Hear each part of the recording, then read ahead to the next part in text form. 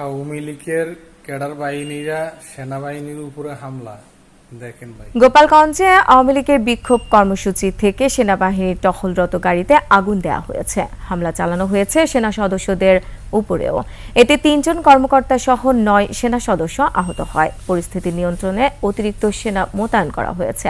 গোপালগঞ্জ প্রতিনিধি একরামুল কবিরের সহায়তায় আরও জানাচ্ছেন মাহিয়া রহমান।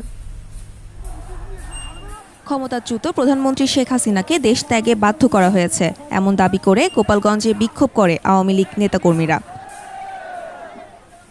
এ সময় সদর উপজেলার গোপীনাথপুরে সেনাবাহিনীর টহল দলের উপর হামলা করে বিক্ষোভকারীরা। এতে আহত হয় সেনা কর্মকর্তা, সংবাদকর্মী ও সাধারণ মানুষ সহ অন্তত ১৫ জন।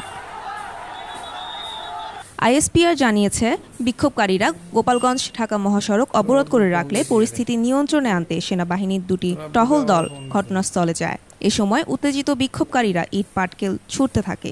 দেশীয় তৈরি অস্ত্র দিয়ে টহল দলের সদস্যদের আঘাত করলে 3 জন অফিসার, 1 জন জুনিয়র কমিশন অফিসার ও 5 জন সেনা সদস্য আহত হয়।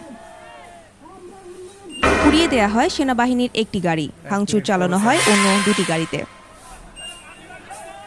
পরিস্থিতি নিয়ন্ত্রণে আনতে ঘটনাস্থলে অতিরিক্ত সেনা মোতায়েন করা হয়েছে। আহত সেনা সদস্যগণ আশঙ্কামুক্ত ও চিকিৎসাধীন রয়েছে। Mahiya Rahman, desk report, 21 television.